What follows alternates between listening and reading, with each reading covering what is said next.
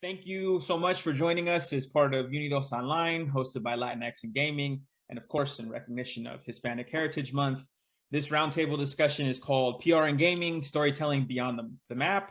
And surprise, surprise, it is about PR in gaming and storytelling beyond the map. Let's kick things off with a bit of a roll call. I'll be your host today. I'm also an active participant, so consider me a bit of a player coach, I guess, in a way. I'm Michael Chavez Booth. I go by MCB. Today I'm representing the Story Mob. I'm going to leave that name there so everyone can see it. I'm a general manager for North American office out here in Santa Monica. We're a growing communications consultancy, and we specialize in gaming culture. I'll kick it over to Vanessa. Thanks. Saludos, saludos. I'm Vanessa Tartak. I'm currently on the global corporate communications team over at Activision Blizzard. I'm originally from San Juan, Puerto Rico, which is actually where I'm presently based, taking work from home very literally. I've been working in PR over the past 15, 16 years, don't want to date myself, but first on the agency side and then later over at NBC Universal on the entertainment side, Univision, and also Netflix. I'm really excited to join you guys and join my fellow panelists as we talk all things PR today. Cool. Pepe, you want to jump in? Of course. How's everybody doing? My name is Jose Pepe Chicotencat. I don't have a cool shortening like MCB does, but like that'd be a little bit long. You can always win at Scrabble with my last name. I happen to be in PR for a long time. I am originally from Mexico, and I came to the United States because I wanted to come to Disneyland, and it stayed here at the age of 12. And I've been interested in video games ever since. I am currently the director of public relations over at the Peace Media Group. We focus in technology, sports, and entertainment, not necessarily in that order. But we do a lot of the stuff when it comes to video games and when it comes to when it comes to reaching the U.S. Hispanics and through technology. Vic? Hey everybody, I'm honored to be part of this panel, and MCB, thank you for the invitation. My name is Victor Arias. I am a Tejano Chicano. The majority of my family is from the border town of El Paso. I grew up in Dallas, and I too have always been a big fan of video games and gaming growing up. I've been in PR as well for a number of years, first with Edelman in New York, and most currently now with Ketchum here in LA. I was brought on actually to help lead the launch of the Call of Duty League a year ago. Shout out Vanessa. And most recently, I've been leading some communication support for 100 Thieves here in LA. So looking forward to this discussion very much. Okay, we'll get more to what we're doing in the space in a second, but I do appreciate that you pointed to your affinity for gaming from early on. So quick fire, I'll stick with you, Vic. Quick fire, just so rattle them off. Yep. Did you grow up a gamer? Yes, absolutely. Who inspired you to pick up the control? Man, so I'm going to date myself, but I had an older cousin in San Antonio, and he had like the old Atari. He had the old systems, and so I remember playing Final Fantasy, like the original version, and then just being like, "What is this?" And then it just kind of grew from there. As a kid, the first NES came out. I begged my dad to get it for us for Christmas. He came through. In fact, my dad used to play a lot with us, with me and my brother growing up. So it was kind of a family affair, to be honest. Anything from Mario Brothers. We started playing a lot more of the sports games like Madden and things like that when it came out. So I've kind of been all over the place, just love it. Great entertainment for us. It was a family bonding moment with me and my dad and my brother. And then also just escape from everyday life, right? So I don't know how everybody else feels, but that was my kind of experience. Got you. Jose, what are you playing now? Man, right now, I have to say Fortnite with my kids. I'm not very good at it. I'm not very good at things as I used to be, but I think it's a good bonding experience to try to get in there and see what they're doing. So I spend my time trying to figure it out. That's usually what I do. What's your favorite title of all time? I think my favorite title has to be, I'm more of a classic gamer, so it has to be all the Super Mario series. Anything with Super Mario, I'm in it. You know, I try to get into Apex. I try to get more into COD, but I'm gravitate more towards the classic games. And I think more when the Championship Edition came for Pac-Man, that has to be my time favorite games. I mean, as you can see, I stayed like in the classic era, like never got away from it. But I do enjoy more of a COD and Apex and Fortnite. It's not on the list of questions, but you mentioned Super Mario. So what are your thoughts on the casting for the recent or upcoming revival? I thought it was great. I thought the casting for the prince from the girl from what is it, this chess show on Netflix. I thought that was great. They did a great casting. I'm looking forward to it. I have no idea how it's going to look and how they're going to do it, but it looks like it's going to be animated. So it's just mostly people sharing their voices and giving some of that. So it looks interesting. I'm looking forward to it. And she's Latina. Yeah, she's Argentinian. She grew up in Miami. Between, I know more about her than I would care, but she just hosted Saturday Night Live. So and she actually did it in Spanish. So that was great to see. Right. Vanessa, what are you playing right now? So, I mean, I have to say Call of Duty, right? I have to. But, you know, I grew up as an only child, so game consoles were just like my best friend. And like Vic, I started playing Atari. My favorite game, actually, back in the Atari days was Dig Dug. Do you guys remember that one? Mm-hmm. And then after that, my parents got me the NES system, and that changed my life forever because that's when I was introduced to Zelda, and I've had every single Zelda game ever since. But nowadays, you know, I think the pandemic kind of like got me into the Switch a little more. So I was playing a lot of Breath of the Wild and also Animal Crossing, which wouldn't be my cup of tea, but I got really into it. And then on the PC side, I'm just a really big fan of strategy games. So specifically like old school StarCraft, if you guys remember that. I've just always wanted to secretly dress up as Kerrigan for Halloween. So yeah. Do you follow any teams, competitors, or streamers? Just on the work side, you know, I feel like competitively, I think esports is just, you know, blowing up. And so it's really exciting to kind of like be on this side of the you know, the spectrum to see everything kind of like bubbling up. So. Okay, last quick fire for you. If there was a game made about your life, what would the title be? Oh, wow. Maybe something with shopping, like a shopping spree kind of like crazy game.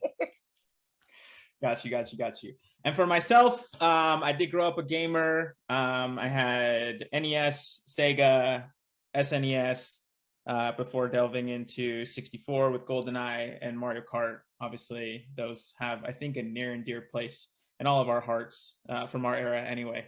So it was kind of cool to see. That's why I mentioned the revival of the Super Mario movie. I just think it's kind of cool that that's happening.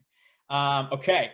Let's go a quick deeper dive into what you've done or what you're doing in gaming and esports. So I think to start, Vic, you kind of alluded to it, but let's jump back in. Current projects that you're on that are very gaming and or esports specific.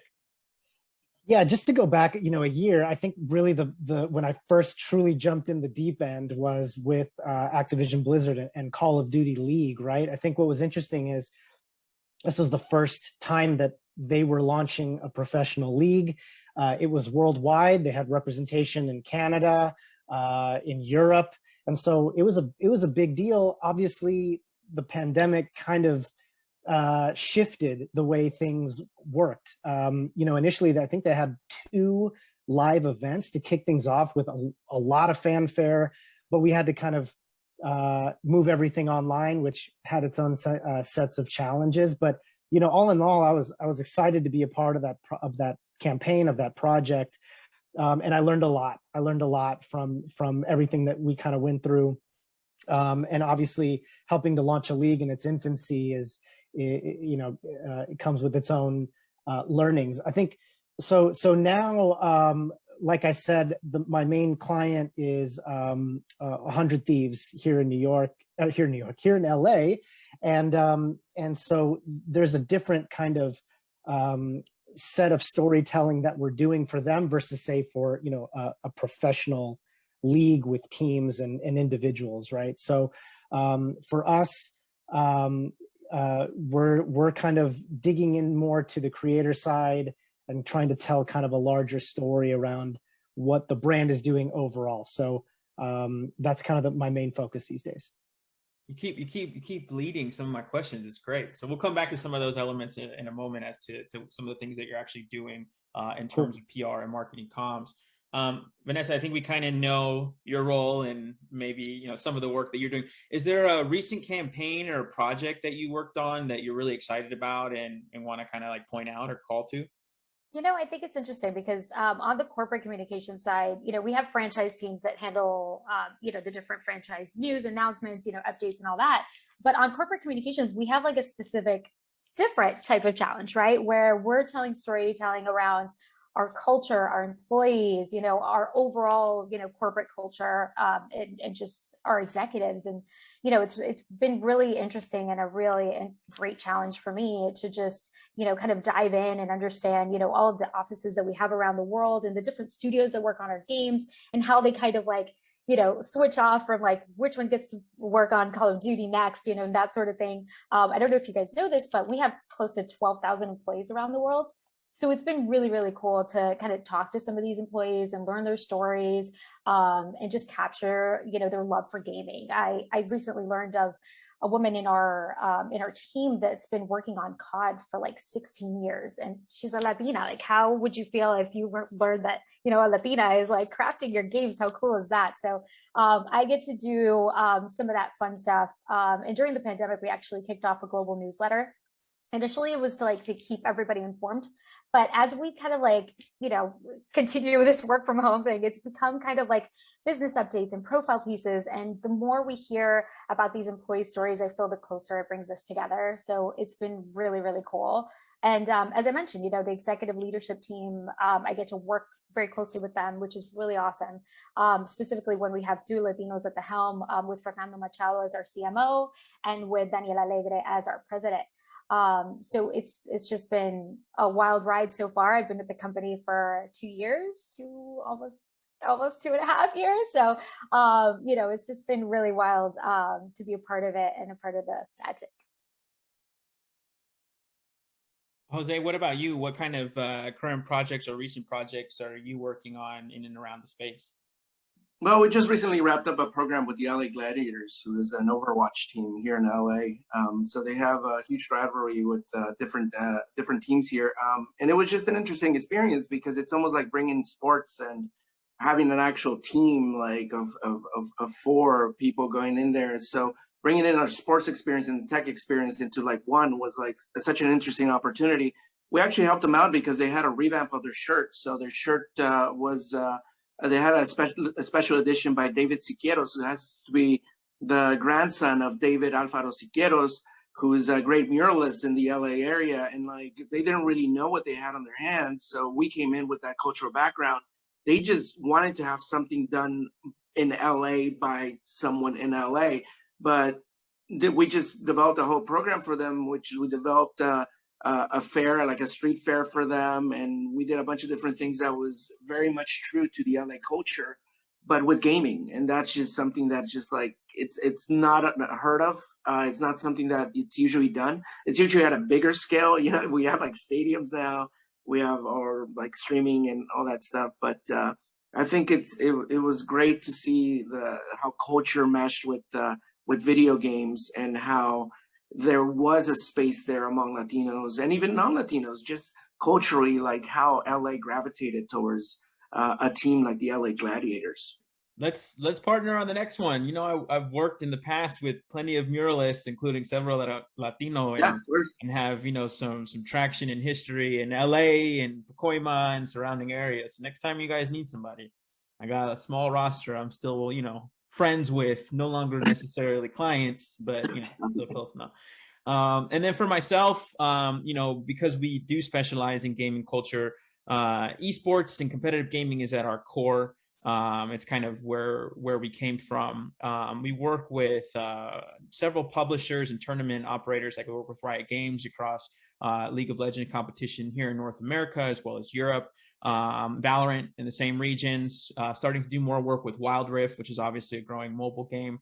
and competition. We work with a number of different organizations. You mentioned the Gladiators. We work with Team Liquid, Evil Geniuses, and a few others, which are, you know, some of the bigger names in the space. They're like the equivalent of traditional sports for the Lakers or the Cowboys and things like that. So it's exciting. The last several years have been really, really exciting, and a lot of educational opportunity for me, and ways for me to kind of bring my different XP from the past into gaming and blend that with what I love about the space. So it's been great.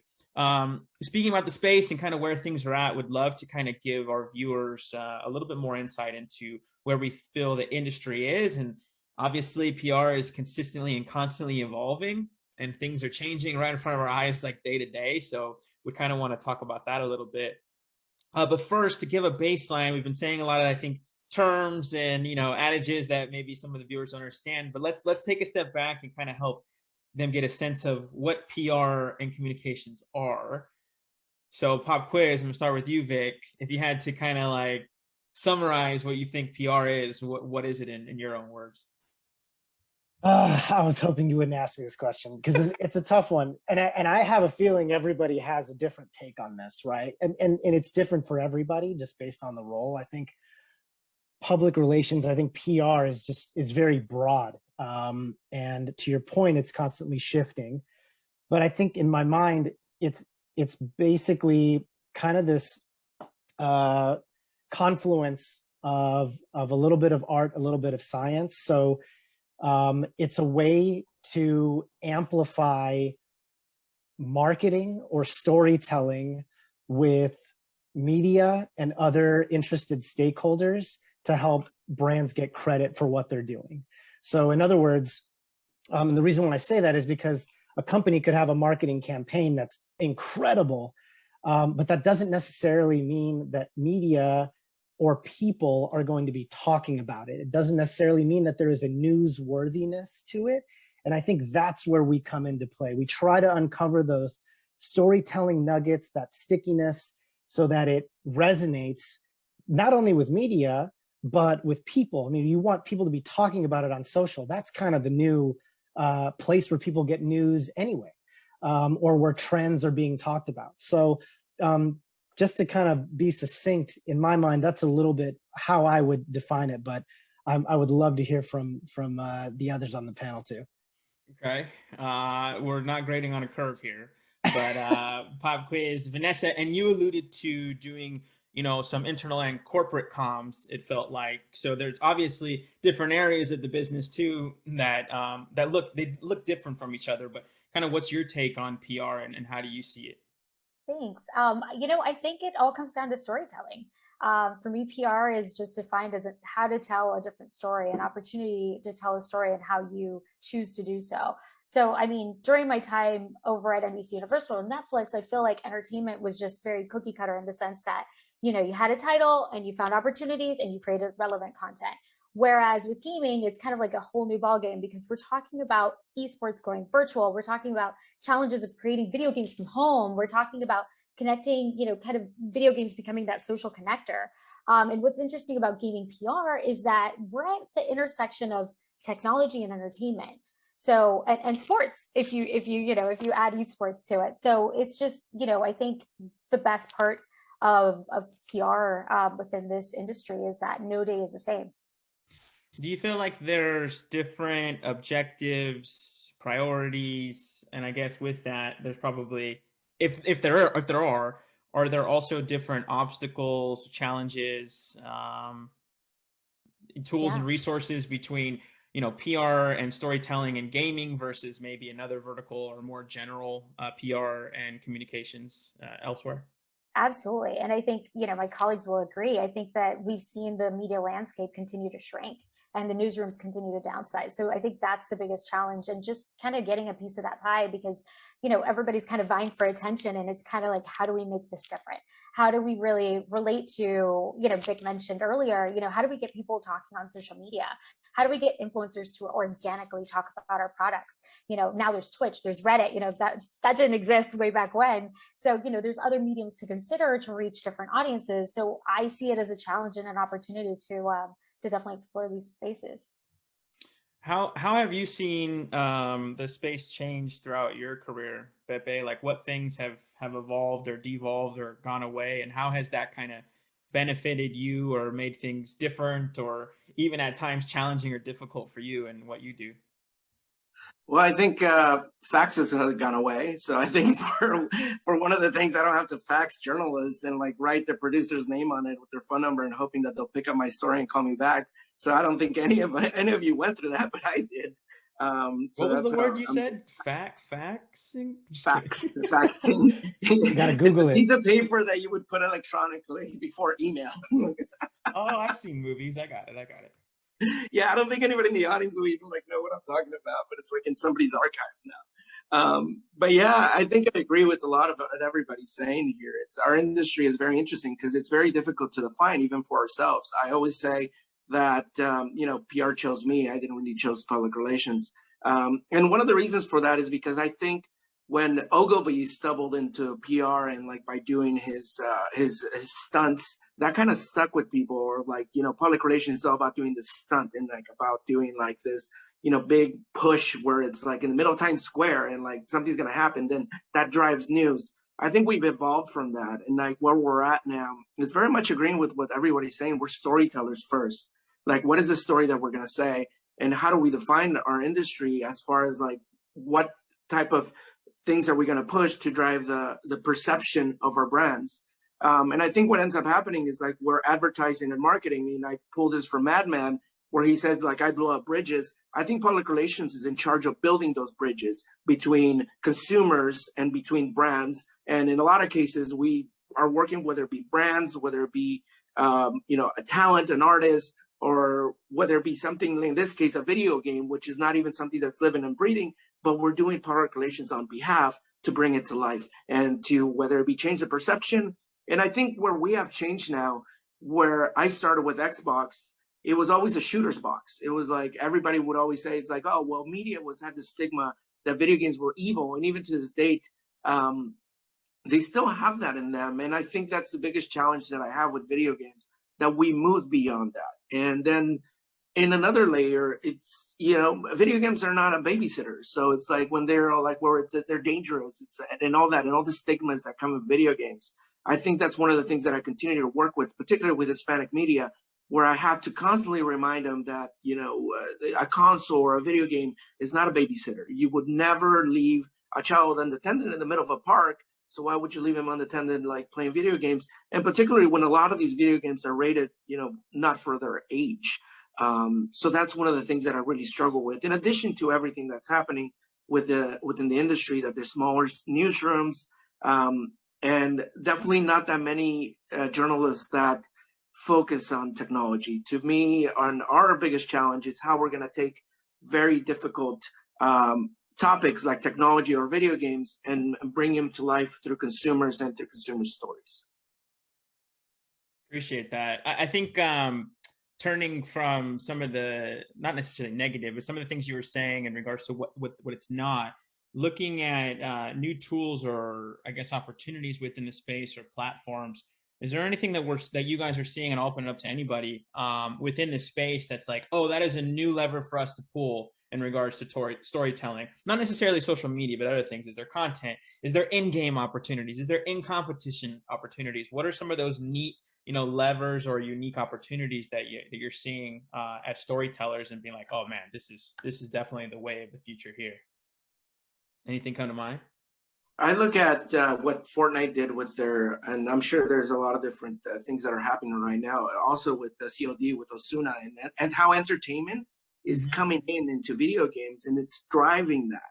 So with Osuna, we work a lot closely with him, and he happens to be doing a lot of things with some of the video games now. But I think one of the things that really like struck with me, it's like how entertainment, like J Balvin, like putting together a whole concert within Fortnite, and how that is changing the way that our people are coming in. They're not even playing anymore. They're just going in there because they want to join like the fun and join the concert and join all this.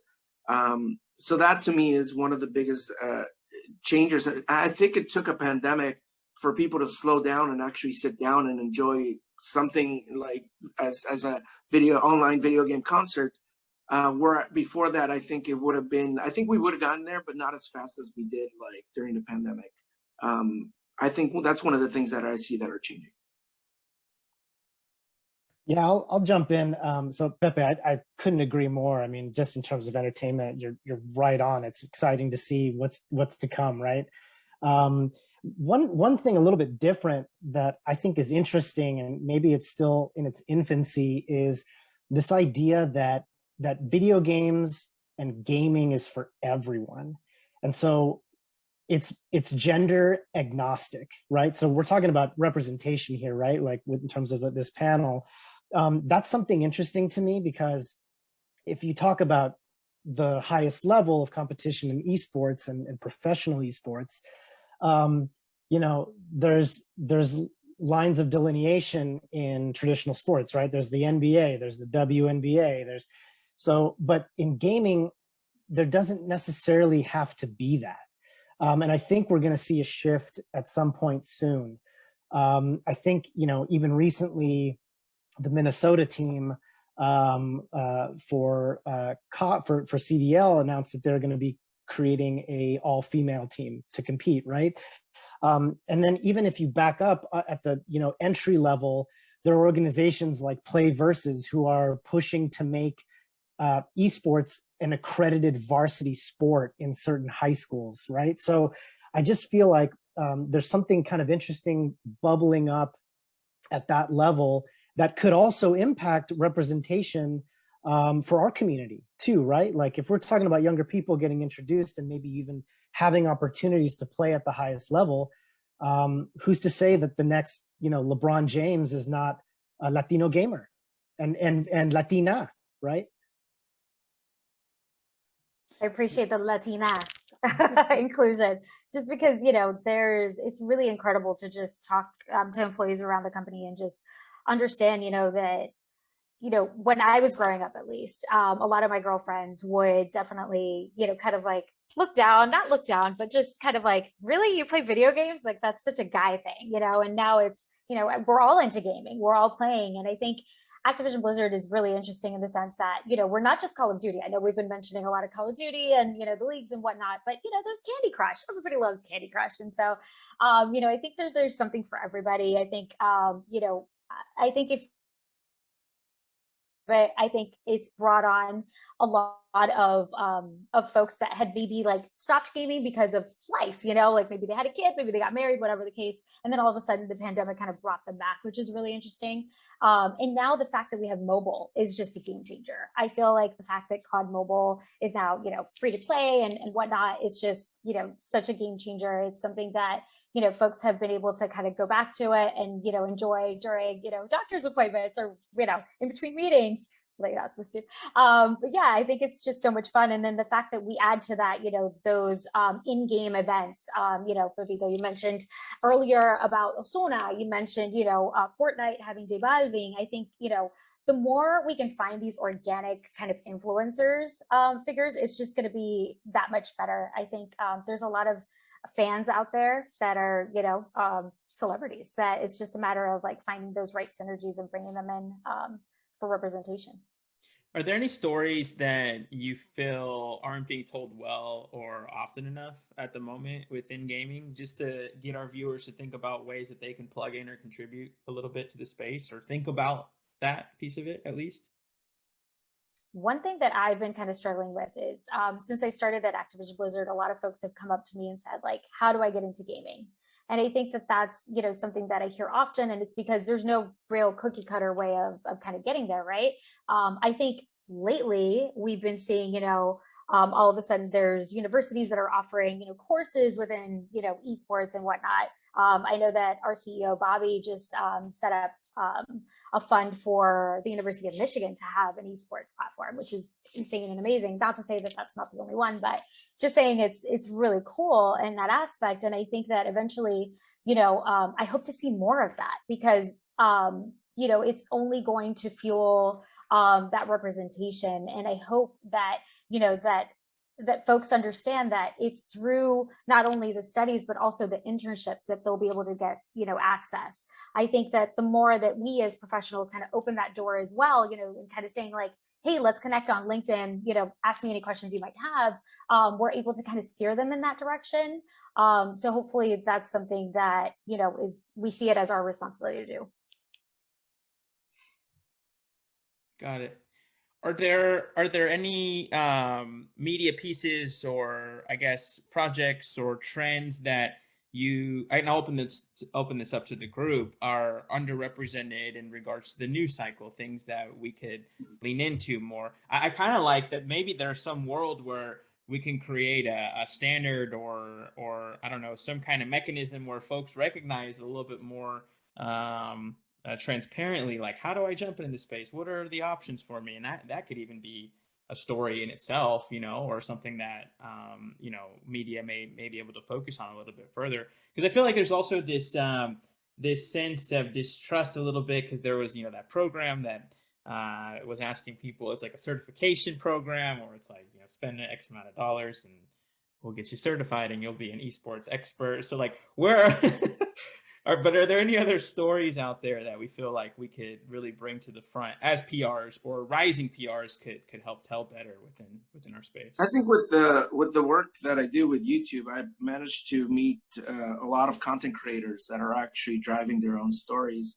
The challenge that I have is getting media to understand of why it is that they're doing this. Like, why is Eddie VR doing like a whole video, like streaming, like of like his VR games, and like he's doing it bilingual. He's not even doing it in Spanish, and like people understand it. Like, he's pushing such fresh content, but how do I turn that into a story that media necessarily understands? Because they're all like, well, what's in it for him? So trying to get them to understand that there's a passion of why these content creators are necessarily streaming, and yeah, there might be some monetary compensation when they reach a certain number, but in essence, they're just doing it because they love video games. There's a reason why Dan DDM got so popular, because he just pushed out content.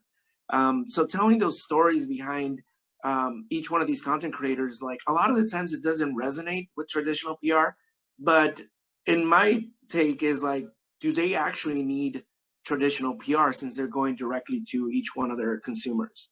The answer might be no. But a lot of the times what we do in our end is try to get media to see these as positive stories of kind of like entrepreneurs and what they're doing, each one of them in their field. So I think that's one of the things that I struggle day to day on, how to necessarily keep these content creators in the eye of the public. But, they're driving their own fans with millions of views. So, a lot of the times maybe what weighs more, like having a blue check mark and millions of views, or a story on the LA Times. I mean, we'll be the judge.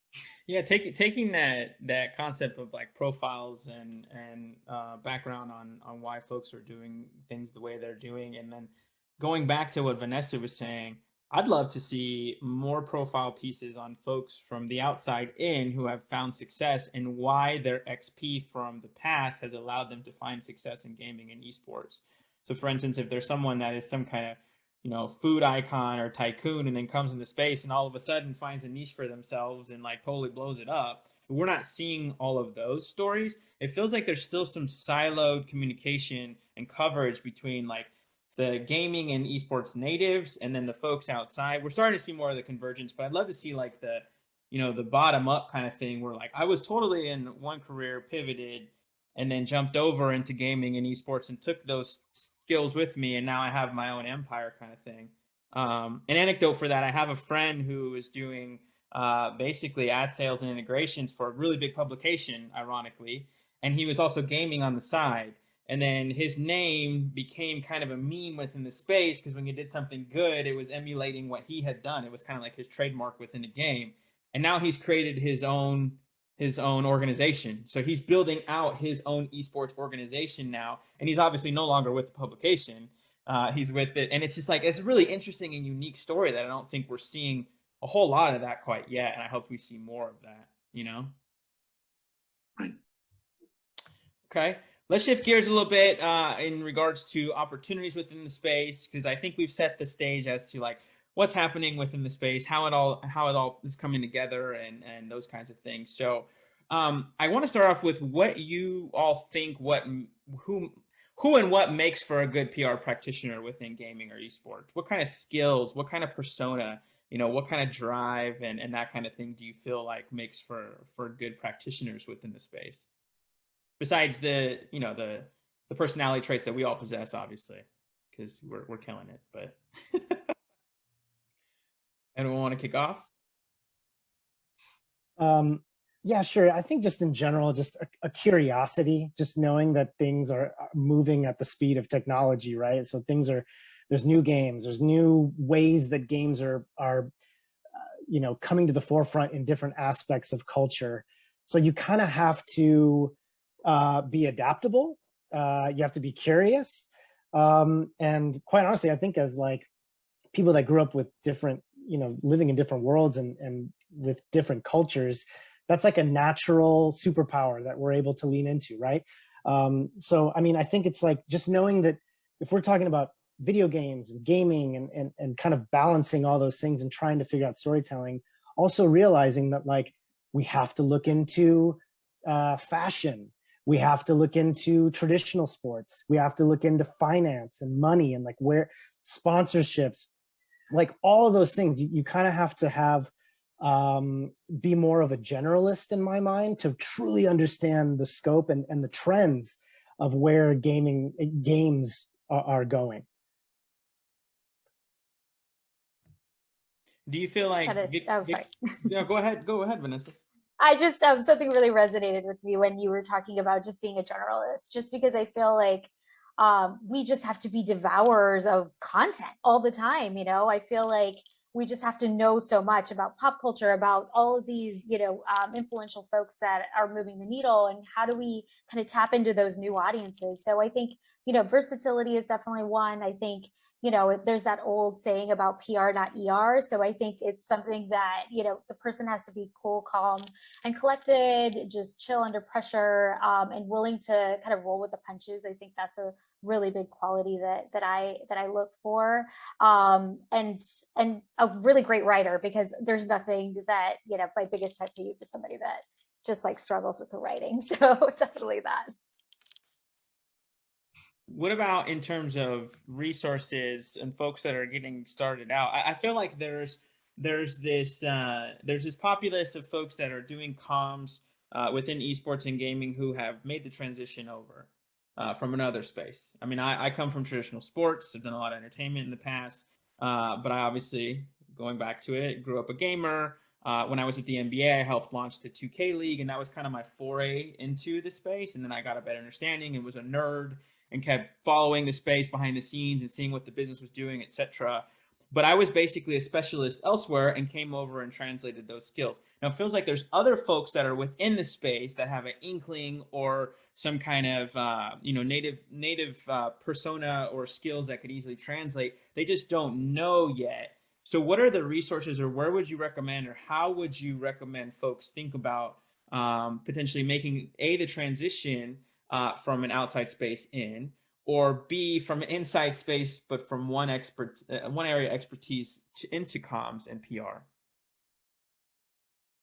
Does that make sense? I think that if you're passionate about public relations, you have to amplify that times 100 to be passionate about public relations within video games, because it's a completely different way of thinking. And a lot of people on the panel have said that you have to be a journalist. So there have to be a lot of different things. I think when I jumped into PR within video games, it was because of all the different friends that I made when I was working at Best Buy that were all into World of Warcraft, and they were having LAN parties when you would actually take your computers to like somebody's home and like play WoW. But understanding that, like, I wasn't the one that was doing that, but I understood what the passion was and why they were making that step of carrying a computer to somebody's home in order to be able to like create a clan or whatever it was. And then like jumping into like, I mean, working with Xbox since 2007 and like doing all that, it was just kind of like, okay, I understand like who this audience is, and or wanting to understand who the audience is, or that person that plays video games, because that person who plays video games, as you can see, all four of us are very different, but we do share that passion for video games. So there's always that stigma that there's like this guy with glasses and I'm part of that stigma. So like I carry that on. But it's always like this nerdy guy, like in the closet, like that. It never does anything. But now it's like it's such at the forefront where it's like it's not that person, it's not that individual. It could be an athlete, it could be somebody else. So it's one of those things where, like, if you really want to get into this space, you have to have a little bit of that itch for wanting to know more about what's happening in the world. Yeah, we're always like online trying to find out what's trending, what's new, how to tell our stories.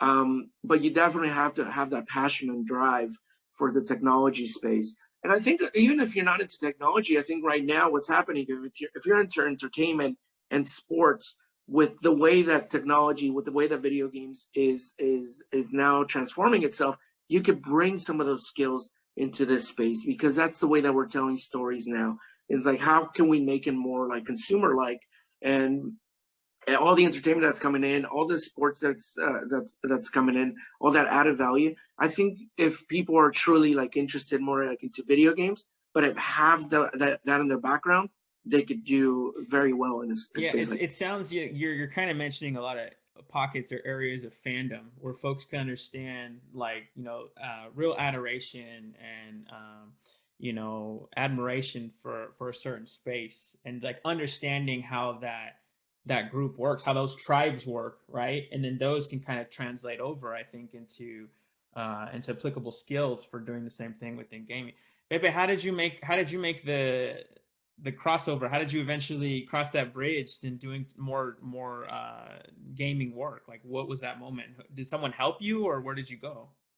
It started with my first agency, where I started at Taylor Public Relations, based out in New York. That was Xbox was one of my first accounts.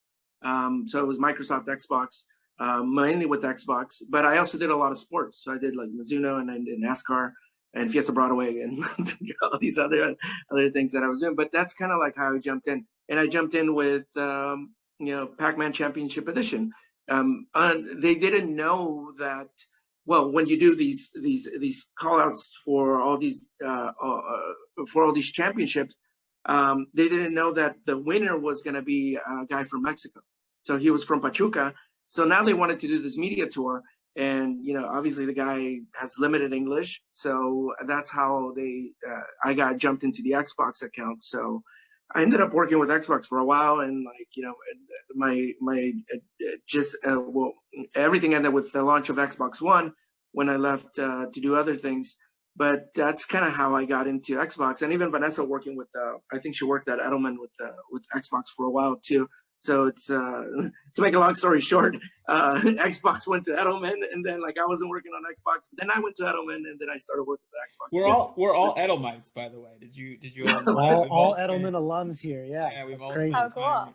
It seems like you have to be working in technology to be an Edelman. I love it. Vanessa, when you were starting your career in comms, where did you go to kind of learn more? What resources were available to you? What were you tapping into? And then also, when you were making that bridge over into gaming PR, how did that happen? Did anyone help you? Were you going anywhere? Were you raising your hand? What was that experience like? I think it's interesting, because when I was growing up, there wasn't a PR kind of major, in school. It was kind of like you studied comms, and it was very broad, and you got maybe a couple courses within PR, and you kind of had an understanding, right? And then it wasn't until I was on the agency side that I really understood, okay, this is what we need to do. This is kind of how I can become better. I think Edelman was just an amazing, kind of boot camp kind of school for all of us, right?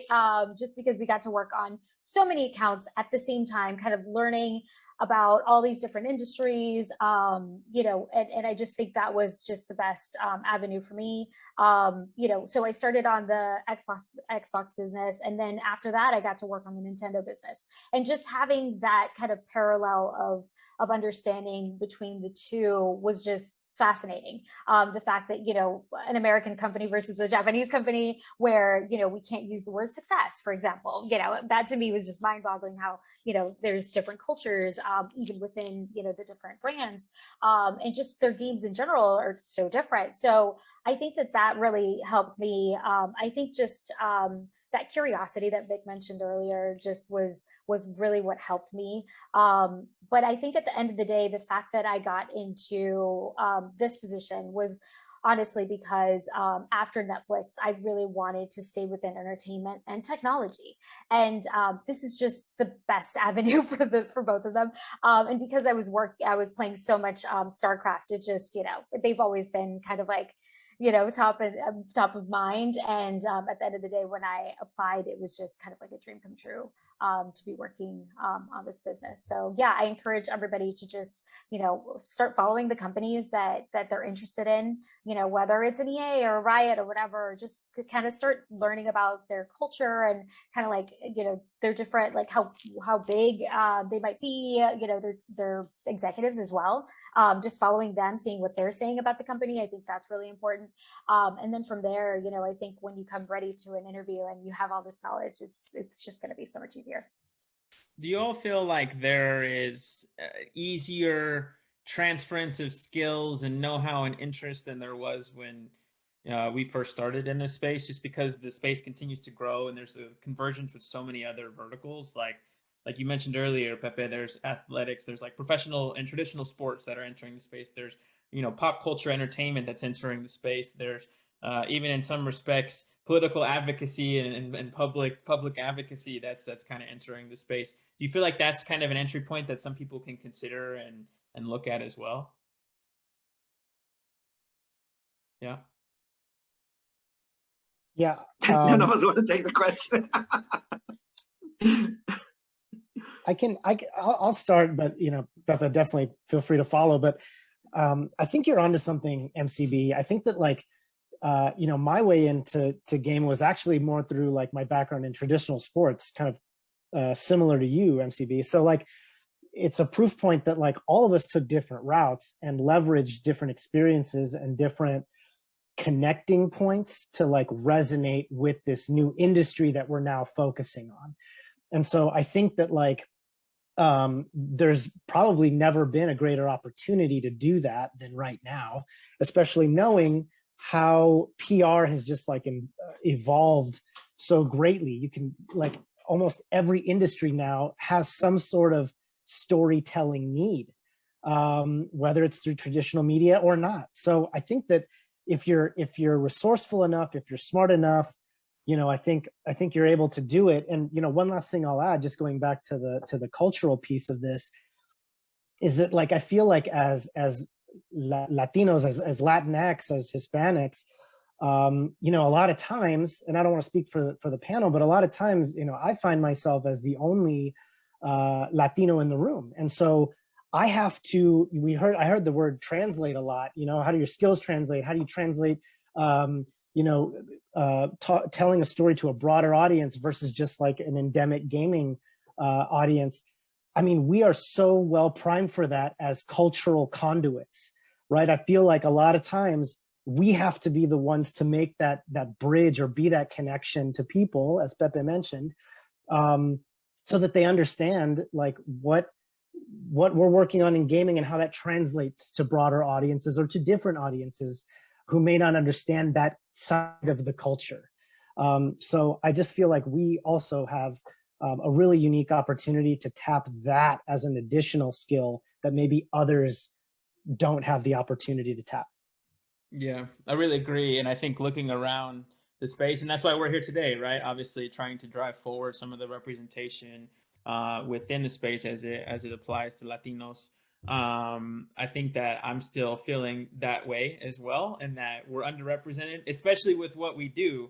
I mean, we found 4 stellar talent to jump on here, and maybe next time we'll have a better moderator, but 4 stellar talent to participate here. But we're few and far between, if I'm being honest. There's not a lot of us that are doing this in the space and doing it well. And I feel like that's something that I would like to see more of for sure within. But I guess what can we do as veterans to kind of help continue facilitating that positive transformation? What can we do to ensure that, those folks that are curious about it or trying to enter the space or, maybe are stuck in getting kind of their foot in the door, what can we do to facilitate that? I think it also comes with a lot of the way that our cultures are built. It's always like that victimizing, or being a victim in of whatever circumstances there are. I think everybody here in this panel like doesn't have much of that, and I might be just generalizing, but it's like it's that willingness to actually go ahead and ask for things and say, hey, if I want to be part of that role, like I am fit to be in that role, and like I, based on everything that I have and all my experience, I can be that person for this role within this company, because of all the track record that we have. But even when you're getting started, I'd never felt like as an outcast or like as somebody that couldn't be working in video games, because a lot of the times I was the expert. I mean, I had been doing technology with Best Buy for like since I graduated high school, so I had been doing it for 5 years. So it's almost like within our culture, and I speak mostly because of U.S. Hispanics, the way that they feel, it's like, well, I don't know. There's always that fear, and I don't know if it's cultural. I don't know what it is. But if those that are looking at this today and looking at our panel, it's like, you know, just be fearless. If there's something that you want to do, you ask for it. If you feel like you need that raise, go ahead and talk about it.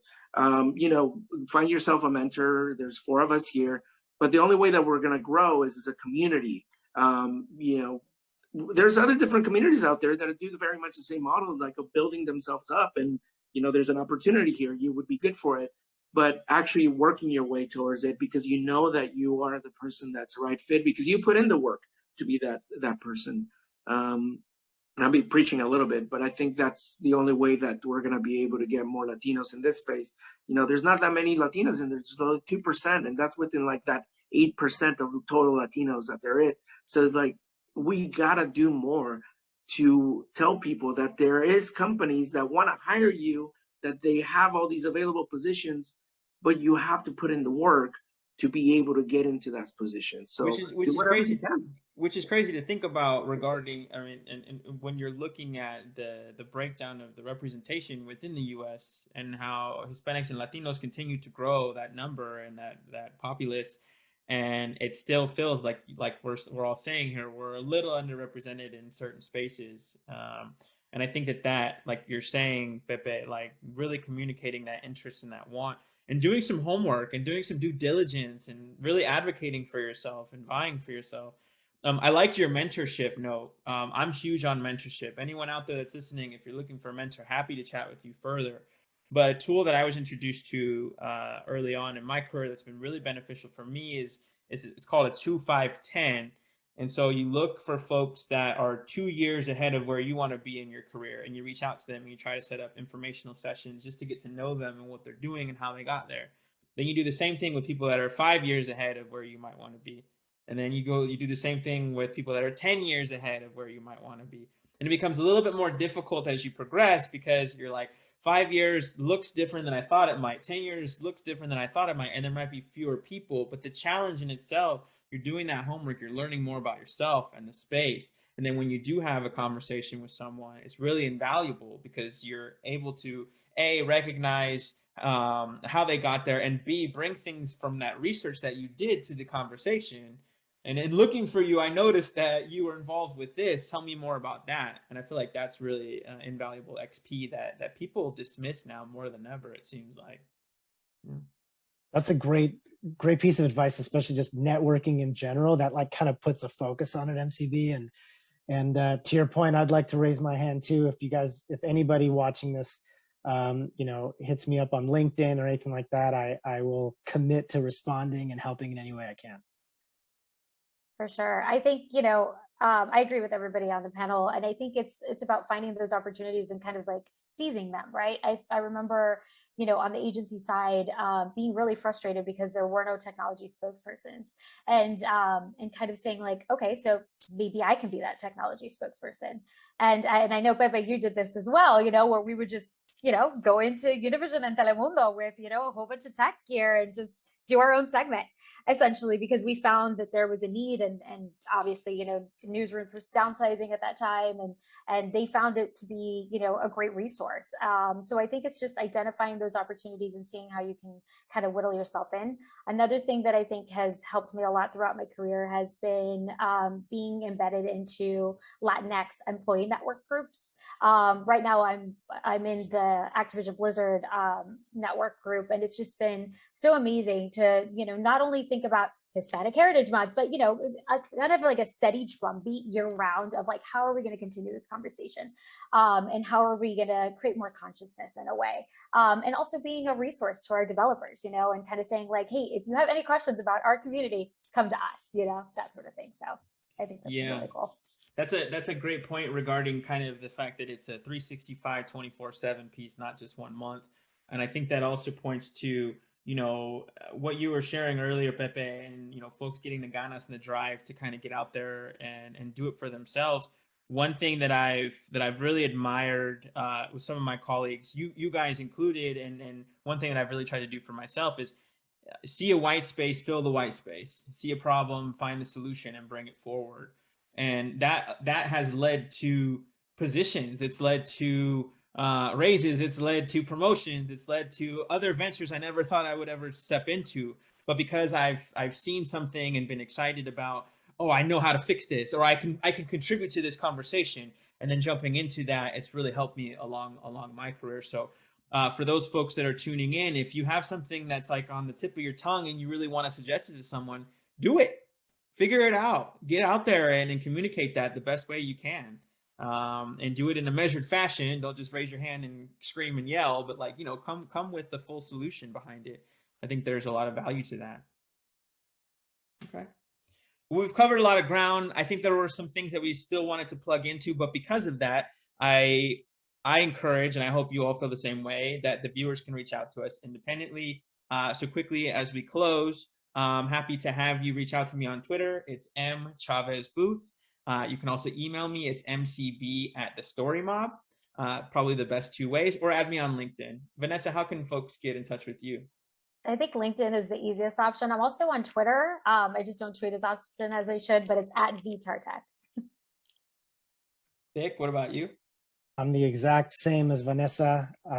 Twitter and LinkedIn are the same. It's @Victor E. Arias. And Jose? Hit me up on LinkedIn if you can spell my last name. If you can find me, Jose Pepe, and just start it with an XICOH, and everything else will come up. Awesome. I think, and I hope that in this stream they'll be able to put our names on the bottom third, but if not, that's fine too. Well, anyway, thanks to everyone that spent time and gave brain power and mental for this discussion. Really appreciate you all, and look forward to collabing with you in the space and driving change. It's really exciting. And obviously those viewers at home, same thing. Reach out to us. Let's do it together. Thank you, MCV.